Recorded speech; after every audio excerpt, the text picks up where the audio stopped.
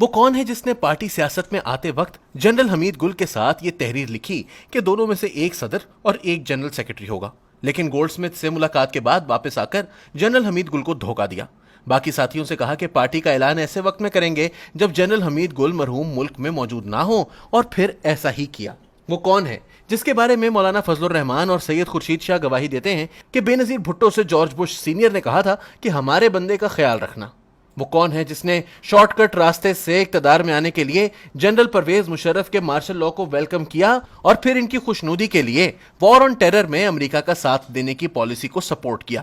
وہ کون ہے جس نے نواز شریف کے ساتھ لندن کی اے پی سی میں شرکت اور محمود خان اچکزئی کے ہاتھ میں ہاتھ ڈال کر سیاست کی، لیکن ناکامی کے بعد اپنی سیاست کی مہار مقتدر حلقوں کے ہاتھ میں دے دی؟ وہ کون ہے جس کے لیے 2010 میں اسٹیبلشمنٹ نے لاہور، پنڈی اور کراچی میں تاریخی جلسے کرائے، خود بھی ان کو پیسے دیے اور بڑے بڑے سرمایہ داروں سے بھی دلوائے؟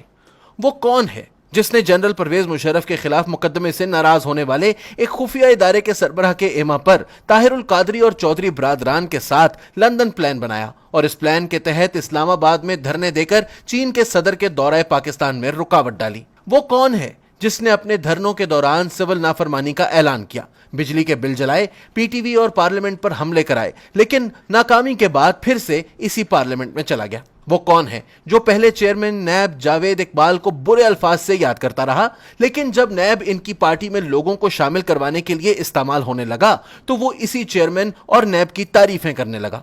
وہ کون ہے جس کے لیے الیکشن میں R T S system fail کروایا گیا اور پولنگ ایجنٹس کو باہر نکال کر ٹھپے لگوا کر درجنوں ایسے لوگوں کو کامیاب کروا دلوا دیا گیا جو دوسرے بھی نہیں بلکہ تیسرے نمبر پر آئے تھے؟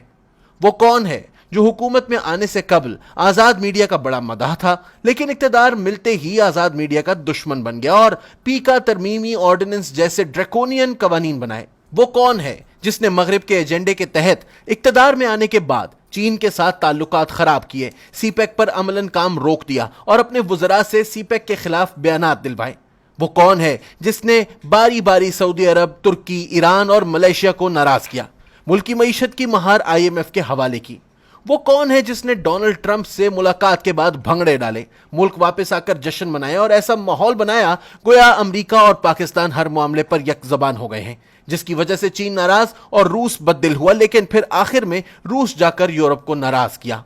وہ کون ہے جس نے کشمیر کے معاملے میں ڈونلڈ ٹرمپ کی ثالثی کا جشن منایا، ایک مسخرے کو امور کشمیر کا وزیر اور دوسرے کو کشمیر کمیٹی کا چیئرمین بنایا، اور جب مودی نے مقبوضہ کشمیر کی حیثیت تبدیل کر کے اسے ہڑپ کیا تو جواب میں محض کشمیر ہائی وے کا نام تبدیل کیا؟ وہ کون ہے جس نے اپنے محسن جنرل قمر جاوید باجوہ کی ایکسٹینشن کے ایک نوٹیفیکیشن کو جان بوجھ کر ایسا متنازع بنایا کہ معاملہ نہ صرف عدالتوں تک گیا بلکہ اس کے لیے پارلیمنٹ میں نئی قانون سازی بھی کرنی پڑی؟ وہ کون ہے جس نے D G I S I کی تقرری کو جادو ٹونے اور خوابوں کی نظر کر کے متنازع بنایا اور کئی پیشہ ور جرنیلوں کے تبادلے کو لمبے عرصے تک لٹکا کر فوج کو تماشا بنائے رکھا؟ وہ کون ہے جس نے پی ٹی ایم کا مقابلہ کرنے کے لیے اپنے 4 پختون وزراء کو آئی ایس پی آر کے ایک افسر کے حوالے کیا تھا؟ وہ افسر ہر صبح ان وزراء کی ڈیوٹی لگاتا کہ کس نے پی ٹی ایم کے خلاف کہاں اور کیا کہنا ہے؟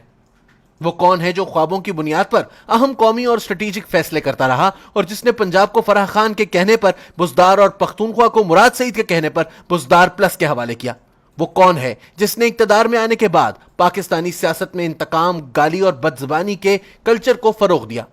وہ کون ہے جس نے زرداری کے ساتھ مل کر پہلے بلوچستان کی حکومت گرائی اور پھر دونوں نے مل کر اسٹیبلشمنٹ کی مرضی کا چیئرمین سینٹ لگوایا؟ وہ کون ہے کہ جس کو جب اعتماد کا ووٹ لینے کو کہا گیا تو اس کے ممبران اسے ووٹ دینے کے لیے تیار نہیں تھے، لیکن ادارے پکڑ پکڑ کر ان کو لاتے اور اس کے حق میں ووٹ ڈالنے پر مجبور کرتے؟ وہ کون ہے جو ایجنسیوں کی سپورٹ کے بغیر احتجاج نہیں کر سکتا اور جب اسٹیبلشمنٹ نے اپنی غیر آئینی بے ساکھیاں ہٹا دیں تو 2 دن کے لیے اپنا اقتدار بھی نہ بچا سکا؟ وہ کون ہے جو 3.5 سال تک ایک پیج کی رٹ لگا کر مخالفین اور میڈیا کو فوج سے لڑاتا رہا؟ وہ کون ہے کہ جب اسے محسوس ہوا کہ اس کے خلاف عدم اعتماد کی تحریک پیش ہونے جا رہی ہے اور ان کو لانے اور بچانے والے آئین کے مطابق نیوٹرل ہو گئے ہیں تو اپنے اقتدار کو بچانے کے لیے زرداری کی منتیں کرتا رہا؟ وہ کون ہے کہ جو کبھی ایٹمی پروگرام کو غیر محفوظ قرار دے کر پاکستان کے 3 ٹکڑوں میں تقسیم ہونے کی واہیات پیش گوئیاں اور کبھی فوج میں پھوٹ ڈالنے کی باتیں کر کے انڈیا جیسے دشمنوں کا کام آسان کر رہا ہے؟ وہ کون ہے جو خود تو جیل جانے سے ڈرتا ہے لیکن کبھی دھرنوں کے نام پر، کبھی لاک ڈاؤن کے نام پر اور کبھی خونی مارچ کے نام پر دوسروں کے بچوں کو گولیوں اور لاٹھیوں کے سامنے کھڑا کرتا ہے؟ جی ہاں، اس کا نام عمران احمد خان نیازی ہے۔